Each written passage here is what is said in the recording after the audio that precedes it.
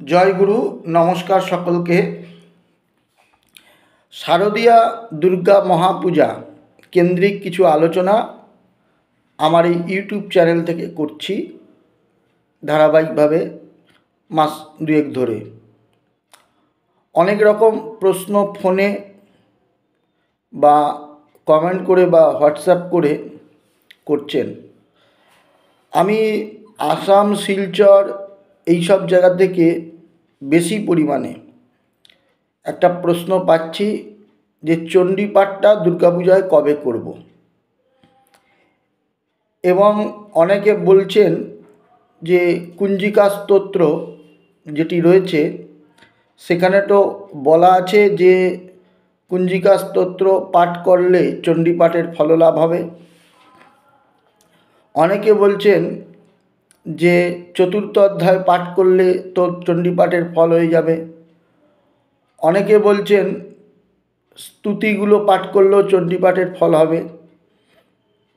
তাই এইগুলো কি করা যাবে, এরকম ইত্যাদি নানা রকম প্রশ্ন আসছে।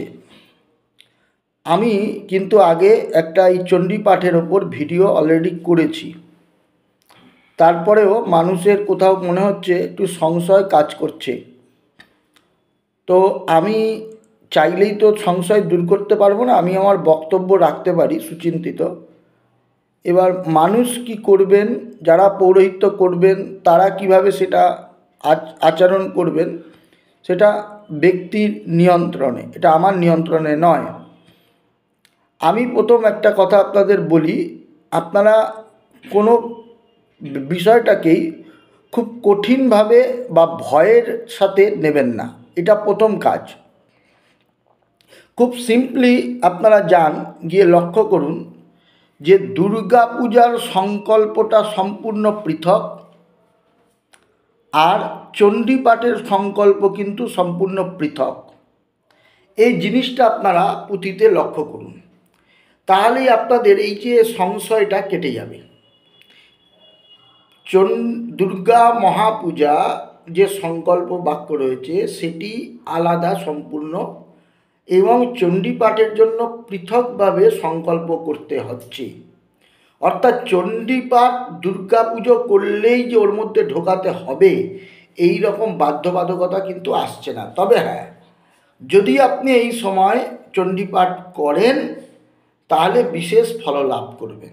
যেমন কুমারী পূজা যদি করেন তাহলে বিশেষ ফল লাভ করবেন, তদ্রূপ এটা হচ্ছে একটা বিশেষ ব্যবস্থা। চণ্ডীতেও বলেছে যে শরৎকালে মহাপূজা ক্রিয়তে চ বার্ষিকী তস্যাং মম এতৎ মাহাত্ম্যম শ্রুত্যা ভক্তি সমন্বিত বলিপ্রদানে পূজায়াম অগ্নিকার্যে মহোৎসবে সর্বং মম এতচ্চরিত্র শ্রুত্যা ভক্তি, এরকম বলা আছে। তার মানে আপনি শরৎকালে যদি মহাপূজার সময় চণ্ডী পাঠ করেন বা চণ্ডীপাঠ শ্রবণ করেন বিশেষ ফল লাভ হবে। কিন্তু যদি করেন তার সংকল্পটা আলাদা, দুর্গা পূজার মধ্যে কিন্তু নয়। কিন্তু দুর্গা পূজা করলে আপনাকে প্রত্যেক দিন দেবীর স্তোত্র এবং কবচ পাঠ, দুর্গা কবচ পাঠ এবং দুর্গা স্তোত্র পাঠ এটা কিন্তু ম্যান্ডেটারি, করতেই হবে। কিন্তু আপনাকে চণ্ডী পাঠ করতেই হবে এই রকম বাধ্যবাধকতা কিন্তু নেই। কিন্তু আমরা পরম্পরাগতভাবে দেখে আসছি বা করে আসছি। আমার জিনিসটা ভালো করে বুঝুন, আমি চণ্ডীপাঠ করতে কোথাও বারণ করছি না, আমি বলছি দুটো ভিন্ন কর্ম। এবং যখন দেখবেন চণ্ডীপাঠ কেউ করছে তার আগে সংকল্প হচ্ছে আলাদা, আর যখন দুর্গাপূজা হচ্ছে দুর্গাপূজার সংকল্প হচ্ছে আলাদা। এবার যেটা হচ্ছে চণ্ডীপাঠের যদি সংকল্প আলাদা হয় আর দুর্গাপুজোর যদি আলাদা হয় তাহলে ব্রতী হতে হবে দুজনকে পৃথক পৃথক। কেমন? তাহলে যদি পৃথক পৃথক কেউ ব্রতী হয় তাহলে আপনি যখন সংকল্প করছেন দুর্গাপূজার পুঁথিতে লক্ষ্য করবেন সেখানে কিন্তু লেখা আছে সকৃতাবৃত্তি, দ্বিরাবৃত্তি, তিরাবৃত্তি, পঞ্চাবৃত্তি, হ্যাঁ, এইভাবে কত রূপ পাঠ হবে সেটাও উল্লেখ করতে হবে সংকল্প বাক্যে। যদি আপনি সংকল্প চণ্ডীপাঠের না করেন, খালি দুর্গাপূজার সংকল্প করেন, তাহলে আপনি কুঞ্জিকা স্তোত্র শুধু পড়ুন, বা দেবীর যে স্তুতিগুলি আছে প্রথম অধ্যায়, তারপরে হচ্ছে চতুর্থ অধ্যায়, পঞ্চম অধ্যায়, একাদশ অধ্যায়, সেইগুলো পাঠ করুন, তাতে কোনো সমস্যা নেই। কিন্তু খণ্ডচণ্ডী পড়ার কিন্তু ব্যবস্থা নেই শাস্ত্রে। মানে প্রথম দিন আমি এক রূপ পড়ে দিলাম, পরের দিন দ্বিরূপ পড়লাম, তারপরের দিন তৃতীয় রূপ পড়ে দিলাম, এই রকম ব্যবস্থা কিন্তু নেই। আবার একজন বলছেন যে সপ্তশ্লোকী চণ্ডী পাঠ করলেও চণ্ডী পাঠের ফল হবে। আপনি যদি সংকল্প না করেন যে আমি চণ্ডী পাঠ করব, কারণ এটা একটা পৃথক কর্ম। যেমন ধরুন দুর্গা নাম জপের সংকল্পের ব্যবস্থা দুর্গা পূজায় আছে, যে আমি এত হাজার শোভাবাজার রাজবাড়িটারিতে দুর্গা নাম জপ হয়, বোধহয় 1,00,000 দুর্গা নাম জপ হয় এই বোধন থেকে, মানে কৃষ্ণনবমীর বোধন থেকে নবমী পর্যন্ত এই 15 দিনে। তাহলে তারা সেই জপের পৃথক সংকল্প করে। অধ্যাত্ম রামায়ণ অনেক জায়গায় পাঠ হয়, তারা আলাদা জপের পাঠের সংকল্প করে। পূজার সংকল্পটা স্বতন্ত্র আলাদা, এবং এই যে পাঠ বা জপের সংকল্প সম্পূর্ণ আলাদা। তাহলে যখনই আপনি আলাদা আলাদা সংকল্প করছেন, তাহলে আলাদা আলাদা লোককে ব্রতী করতে হবে। বোঝা গেল? এবার এই যে যারা ব্রতী হচ্ছেন, করূপ পাঠ আপনি সংকল্পে করেছেন, এটা কিন্তু দেখার বিষয়। আমি কখনোই বলছি না যে সপ্তশতী শ্লোক পাঠ করা যায় না, কেবল স্তুতিগুলো পাঠ করা যায় না, এগুলো আমি বলছি না। আমি যেটা বলতে চাইছি যে যদি আপনি চণ্ডীপাঠের সংকল্প করেন, তাহলে সংকল্প বাক্যে আপনাকে বলে দিতে হবে যে আমি হচ্ছে ক্লিং মার্কণ্ড উবাচ সাবরণী সূর্যতনয় ইত্যারভ্য সাবরণী ভবিতা মনু ইত্যান্তক সপ্তশতী দেবী মাহাত্ম্য সকৃতাবৃত্তি বা দীরাবৃত্তি বা তীরাবৃত্তি, এই কথাটা কিন্তু আপনাকে বলতে হবে সংকল্প বাক্যে।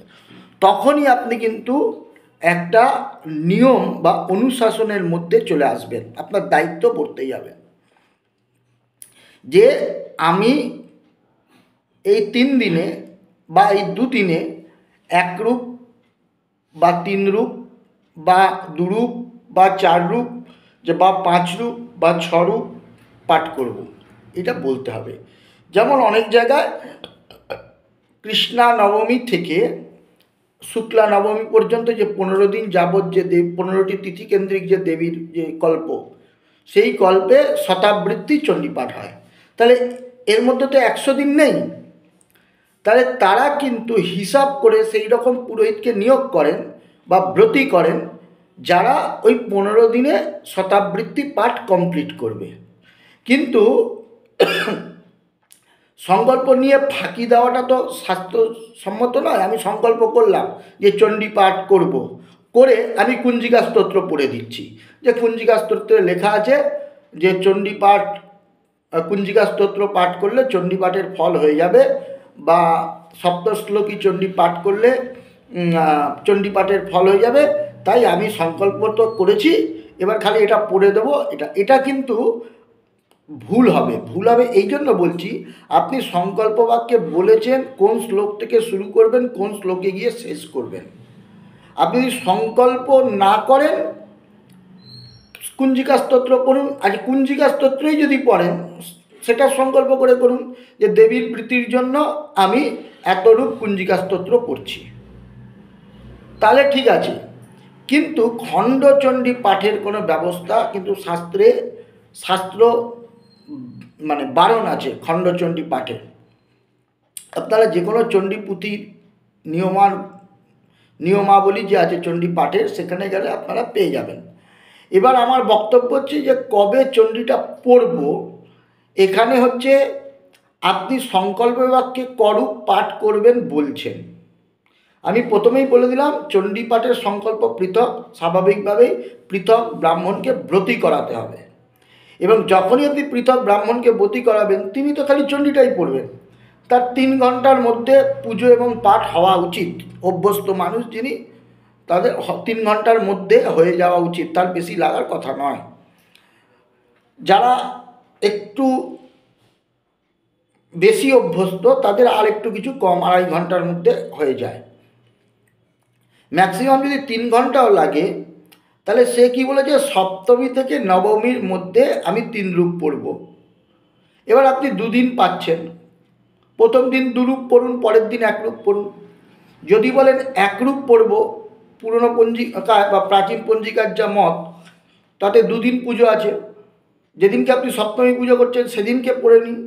কারণ আপনি চণ্ডী পাঠের সংকল্পে তো কী বলেছেন, যে এই তিথি থেকে এই তিথির মধ্যে আমি 1 রূপ পড়ব বা 2 রূপ পড়ব। আপনি তো কোথাও বলেননি সপ্তমীর দিন 1 রূপ, সপ্তমী তিথিতে 1 রূপ পড়ব, অষ্টমী তিথিতে 1 রূপ পড়ব, নবমী তিথিতে 1 রূপ পড়ব, এইরকম কিন্তু কোথাও বলেননি। আপনি বলেছেন এই সময়কালের মধ্যে আমি 3 রূপ পড়ব।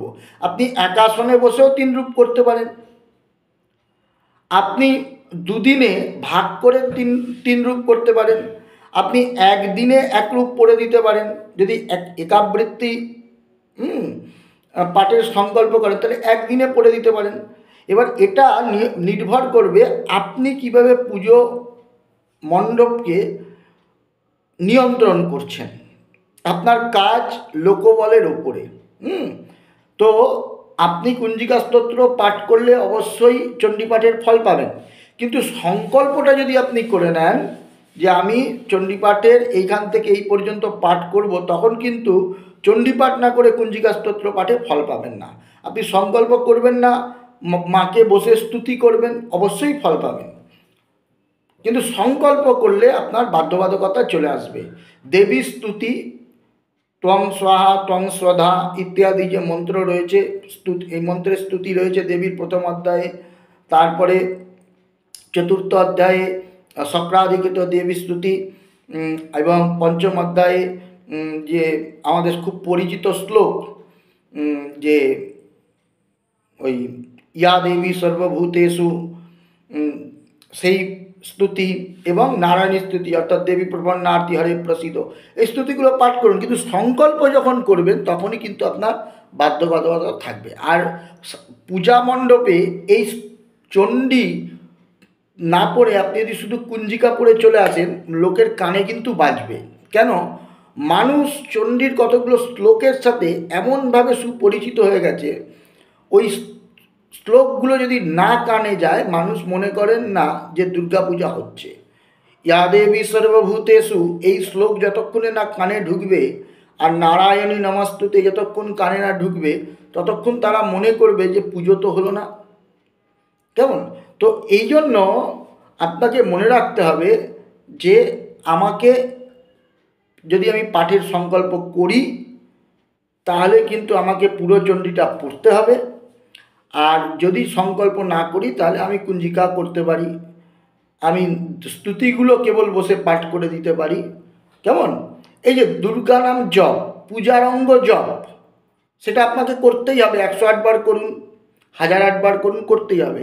কিন্তু যখনই আপনি সংকল্প নেবেন যে আমি অযুত সংখ্যক বা 1 লাখ জপ করব, তখন আপনাকে কিন্তু জপটা করতেই হবে। তখন আপনি বলবেন যে কুঞ্জিকা স্তোত্রে বলা আছে যে কুঞ্জিকা স্তোত্র পাঠ মাত্রে না দুর্গা পাঠ ফলং লভেত, বা কুঞ্জিকা স্তোত্রের মন্ত্রে লেখা আছে যে জপ ন্যাস এগুলো ছাড়াই কেবল কুঞ্জিকা স্তোত্র পাঠ করলে দুর্গার প্রীতি উৎপাদন হয়। সংকল্প করে নিয়েছি, কিন্তু এবার কুঞ্জিকা স্তোত্র পাঠ করে দিলেই আমার সেইগুলো সব মিটে যাবে, সেরকমটা কিন্তু হবে না। কারণ আরেকটাও কারণ আছে, এটা কাম্য কর্ম। সপ্তশ্লোকী চণ্ডী আমরা পড়ি, কখন পড়ি?